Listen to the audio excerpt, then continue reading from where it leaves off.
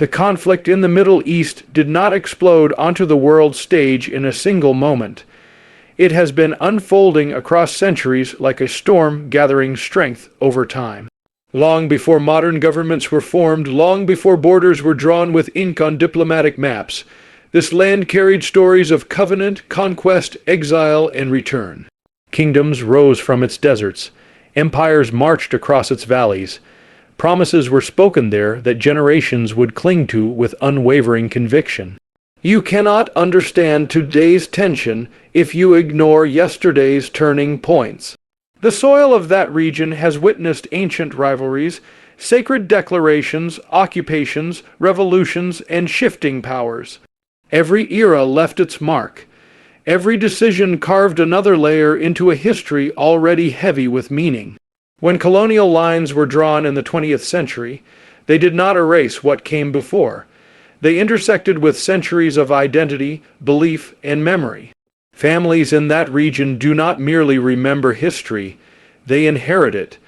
They grow up hearing stories of loss, of displacement, of triumph, of survival. Those memories become part of their identity, and when identity feels threatened, emotions rise quickly. That is why this conflict cannot be reduced to a simple disagreement over territory. It is tied to ancestry, to sacred texts, to national pride, to survival. Great world powers have intervened over the decades, each with its own interests and strategies. Alliances have formed and fractured. Wars have been fought and ceasefires declared, yet the deeper currents remain, because when history is unresolved, it does not disappear, it waits. It shapes perspectives. It influences negotiations. It fuels suspicion. The Middle East stands at the crossroads of 3 continents. Trade routes, cultural exchanges, and military campaigns have crossed that land for thousands of years. It has always been strategically significant, always contested, always watched, but beyond strategy lies symbolism. For billions of people around the world, that region is sacred ground, and when land is considered sacred, compromise becomes more complicated. You must understand this. History is not just a timeline of events. It is a living force. It shapes how communities see themselves and how they see their neighbors. It determines what feels like justice and what feels like surrender. That is why solutions require more than political agreements. They require an acknowledgement of the past. If we fail to recognize the depth of that history, we will misread the present. We will oversimplify what is complex. We will demand quick fixes for wounds that have existed for generations.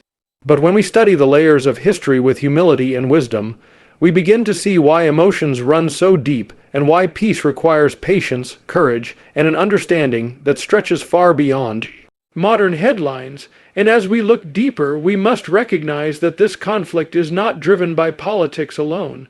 It is profoundly spiritual. Governments negotiate treaties, armies defend borders, diplomats hold summits, but beneath the surface of every political decision lies something more powerful: belief. Faith shapes identity, identity shapes loyalty, and loyalty shapes action. In the Middle East, religion is not a private matter tucked quietly behind closed doors. It is woven into daily life, national identity, and cultural heritage. Sacred texts are not distant history, they are living truth to millions. Holy sites are not tourist destinations, they are symbols of divine promise, sacrifice, and destiny. When people believe that their connection to the land is ordained, not merely legal, compromise becomes more than political, it becomes spiritual. You cannot separate the spiritual from the political in that region, because the two have grown together over centuries. Leaders speak in the language of security and sovereignty, but the people often feel in the language of faith and calling. A decision about territory may be interpreted as a decision about destiny. A negotiation about borders may be perceived as a challenge to belief. And here is where the tension intensifies. When faith is strong, emotions are strong. Faith can inspire compassion, resilience, and hope. It can unite communities and sustain them through unimaginable hardship. But when faith is mixed with fear, when it is manipulated for power or distorted by extremism, it can also divide and inflame. The world often tries to analyze the Middle East conflict through economic charts and military statistics. But you will never fully understand it unless you acknowledge the spiritual heartbeat that drives so many of its people. For them, this is not just about land, it is about legacy, not just about governance, but about divine purpose as they understand it. And that is why peace requires spiritual maturity as much as political wisdom. It requires leaders who respect faith without exploiting it. It requires communities that hold firm to conviction without surrendering compassion. Because when belief becomes a weapon, peace becomes distant. But when belief becomes a bridge, when faith calls people to justice, mercy, and humility, then even the most entrenched conflict can begin to shift. The Middle East stands as a reminder that humanity is not motivated by power alone. We are motivated by meaning, and wherever meaning is tied to sacred ground, sacred history, and sacred promise, the stakes rise far beyond politics.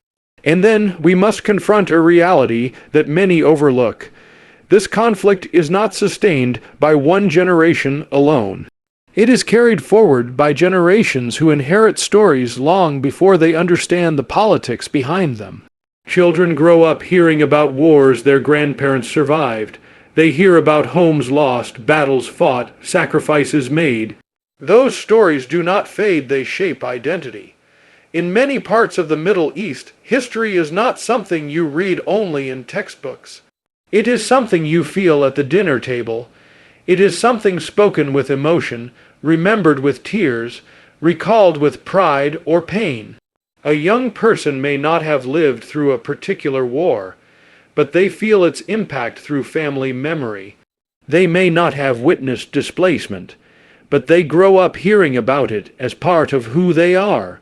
And when pain becomes part of identity, it becomes powerful. When victory becomes part of identity, it becomes powerful.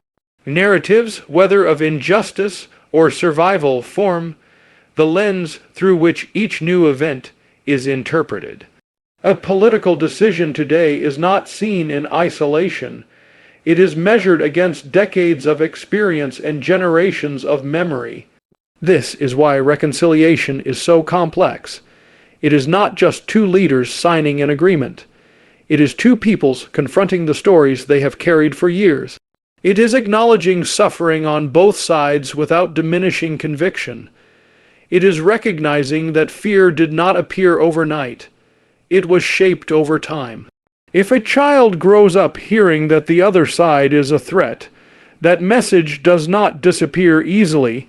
If a young person grows up believing that their community has been wronged for generations, that belief influences how they respond to every new development. And unless those narratives are addressed with honesty and compassion, they will continue to fuel tension. But here is the powerful truth. Narratives can also change. Just as stories of conflict are passed down, stories of cooperation can be passed down. Just as fear can be inherited, so can hope. It takes courage for a generation to say, "We will not allow the pain of yesterday to determine the possibilities of tomorrow." The Middle East conflict is not just about land or leadership. It is about legacy. It is about what one generation hands to the next. Will it be resentment or reconciliation? Will it be suspicion or understanding? Because whatever is spoken today will echo in the hearts of children tomorrow. And make no mistake, what happens in the Middle East does not stay in the Middle East. The tremors that begin there shake the foundations of nations thousands of miles away. This is not a regional issue confined to one corner of the globe. It is a global crossroads where economics, security, diplomacy, and ideology converge. The Middle East sits at one of the most strategic intersections on Earth. Major trade routes pass through its waters. Energy resources beneath its soil fuel industries across continents. When tension rises there, markets respond instantly. Oil prices fluctuate. Economies feel the pressure. Investors grow cautious. What may appear to be a distant conflict can quietly affect the cost of living in cities far removed from the desert sands. But it goes deeper than economics. International alliances are shaped by what unfolds in that region. Nations choose positions carefully. Diplomatic language is measured. Military strategies are reconsidered. When conflict intensifies, global powers are drawn into discussions, negotiations, and sometimes direct involvement. The balance of influence shifts. Political landscapes change. Security concerns ripple outward as well. Instability in one area can create humanitarian crises that impact neighboring countries and beyond. Refugee movements increase, aid organizations mobilize, borders become strained, the world watches and the world reacts. And there is another dimension, the moral dimension. Because for billions of people around the world, the Middle East holds profound spiritual significance. Events there stir emotions not only because of politics, but because of faith, history, and sacred identity. Conversations in churches, mosques, synagogues, universities, and parliaments often return to that land. It occupies a place in global consciousness unlike any other region. This is why the Middle East conflict commands international attention year after year. It is not simply about two sides in disagreement. It is about stability in a fragile world. It is about how interconnected humanity has become. In our modern age, distance does not diminish impact.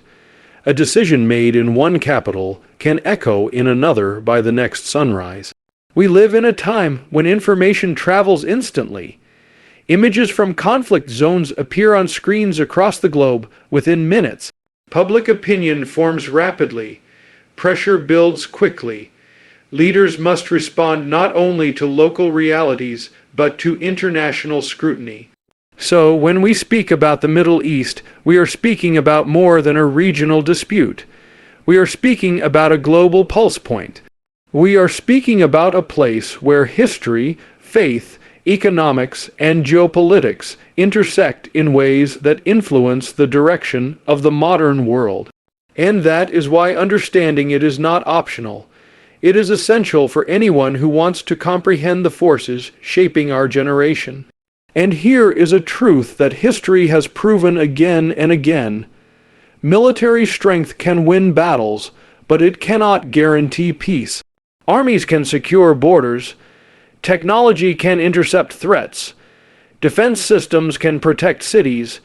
But none of these can reach into the human heart and remove fear, resentment, or mistrust. The Middle East has seen some of the most advanced military strategies in the world. Weapons have grown more sophisticated, intelligence systems more precise, alliances more calculated. Yet despite all the power displayed, lasting peace has remained elusive. Why? Because peace is not imposed, it is cultivated. Force can silence conflict temporarily, but it cannot reconcile neighbors. It can deter aggression, but it cannot create trust. When the smoke clears and the sirens fade, people must still learn how to live side by side. And that requires something far deeper than firepower. Peace demands courageous leadership, leaders willing to sit at tables where tension is thick. Leaders willing to listen when it would be easier to walk away. Leaders willing to acknowledge pain on both sides without surrendering conviction. That kind of leadership requires strength, not weakness. It requires vision beyond the next election cycle. It requires moral clarity anchored in justice and tempered with mercy. Peace also requires accountability. Justice cannot be ignored. Grievances cannot be dismissed. If wounds are covered but never cleaned, they will fester. True reconciliation means confronting hard truths with honesty. It means recognizing suffering without minimizing it. It means building systems that promote fairness and dignity.